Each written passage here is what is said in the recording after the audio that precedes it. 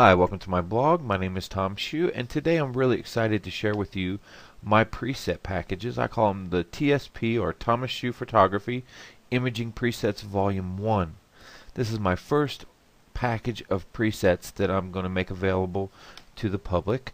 I'm going to be asking $10 for them. I think that's a reasonable amount. I have many hours invested in them, and I use presets as a starting point for creative vision. Each vision needs to be refined. I teach all my students that I work with in lighting and photography to always work from a vision. And these presets are my vision. They are the presets that either something's inspired me in my life to create them, or when I was working, I really liked the way it looked and I created the presets. There's lots of black and white presets in there. There's some auto fixes. And without further delay, let's go ahead and take a peek at what we got here. This is our lovely model Heather, and I use some of these presets as the starting point to create these images. You might not like them, you might like them, but it's all up to the person that's creating the images to decide what the images look like and if they like them or not. So let's look at some of these image here, right here, for example. And here's the presets right here. We're going to drop them down, and this is one of my first ones. It's my skin softening preset. It kind of gets the skin all set for using my brush tools. This isn't a new one. This is one of my first ones that I made. This one here is called Indian Summer, Indian Spring Summer. If you notice her jacket's Indian Springs, well, this is where it was inspired. This shoot here with lovely Heather, she was just an amazing young lady to be able to photograph, and I came up with this preset. And you can see that it just makes the colors pop. That's what it is, Indian Spring Summer. We'll reset that. This one here, say if we look at this image, you'll see this one's a pretty soft image. It's got not very much contrast in the face, and I wanted it to soft like that. However, if you want a good starting point to an image that may be soft or maybe not have a lot of contrast, I created one that's an automatic fix. If you click it, you'll see that it adds contrast in the hair and the face, and you may like that. And it's just a good starting point where you can go in and refine from without having to adjust a bunch of sliders. Automatic fix. Okay, we'll reset that. Automatic white balance, that's pretty straightforward. I like to use automatic white balance sometimes when I've been messing around with the color. I can get it back with one click on this side of the dialog. Okay, let's go into our black and whites. Let's look at this image here for black and white. And because it's got a lot of color tones in it, and you'll be able to see what it's doing to the greens and the blues. So if you look at specifically the area, the blue, the red, and the green, you can see what these black and whites do. And it's hard to come up with funny names for each one of your black and whites. However, I just go 1 through 10. I made 10 of them, of ones that I like to use. And again, these are starting points. So here's number 1. And you can see what it does to the blues. It kind of crushes the blues a little bit. Not too bad. And then there's number 2. This is a real bright high key image, and you can see what it does to the greens and the darkens the blues. Okay, we'll go to number 3. There's more of like a standard black and white where it doesn't crush the highlights very much. And this one here gets more aggressive with the blues. And they're going to look different on different scenes. So if we look at this scene here, where that scene was full of blues, well, depending on what greens and yellows will do, it'll look completely different. So that one really does well. This one looks a lot like infrared, number 2. There's more of a traditional black and white on the green. So you have to consider what you're working with, the background colors, and what they're going to do. So that one's really neat looking. I love the way it pops that yellow out. Then there's number 6. Number 7, number 8. This one here's got more of a like a platinum tint to it. Number 9 and number 10.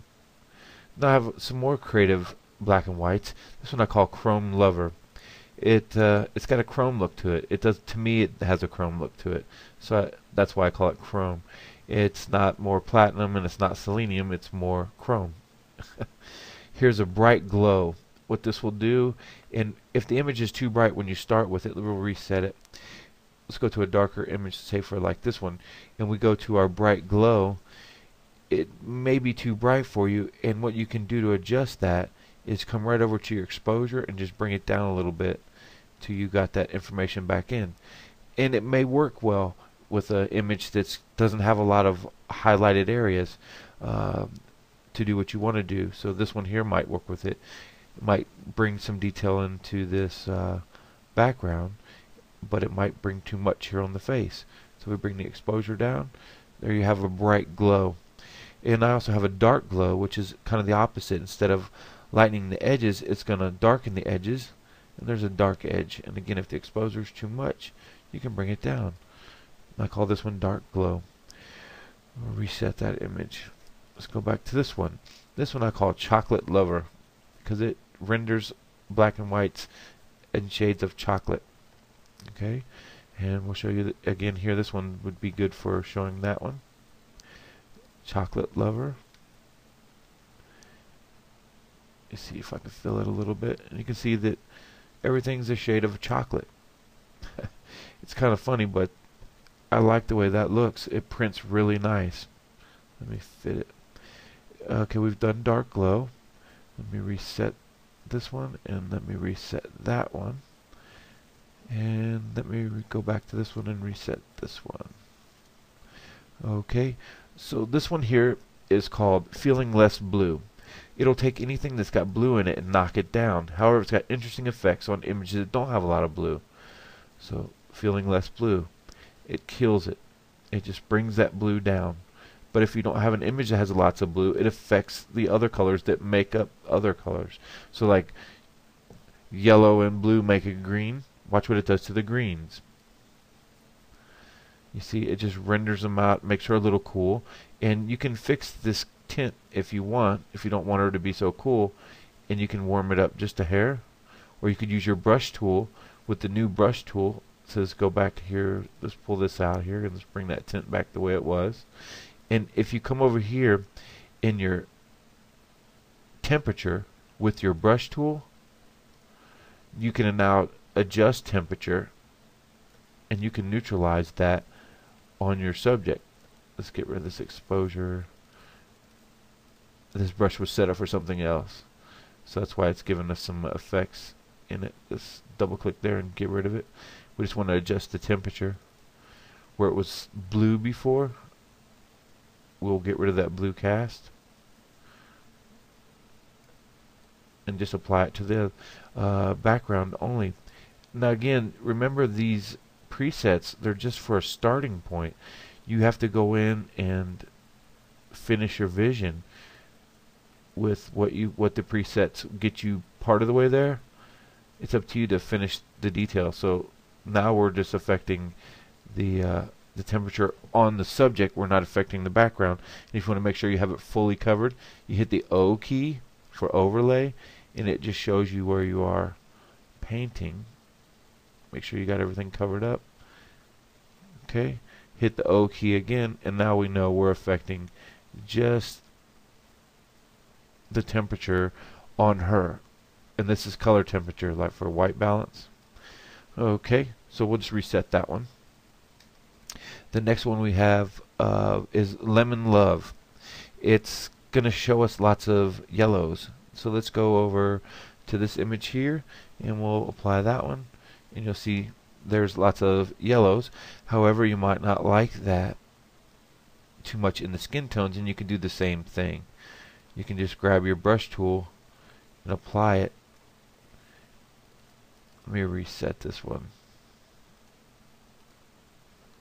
Delete it, and let's do a new brush, and we're just going to do temperature, and let's cool it off. This way we have to cool it, and there we go. We can bring our skin tones back in check without affecting anything else on the image. Okay, so you have to kind of have a little bit of vision to work with presets. So we'll reset that image. The next one we have is Matrix Wash. And when you watch the movie The Matrix, you'll see that, that's one of my favorite movies, you'll see that the colors are kind of dingy and they're not real crisp. So we'll go ahead and look at that. So this is my version of The Matrix. And it may not inspire you as a matrix, but you might be able to use it for something else. So we'll reset that image.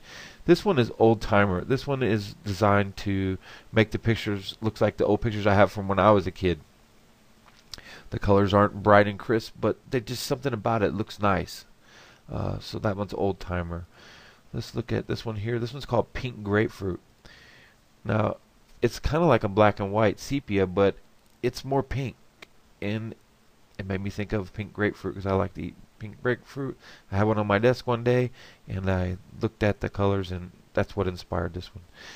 One of my favorite films growing up to use was a chrome film, or slide film is what they call it. It's Velvia 50, and here's Velvia 50, my version of Velvia 50.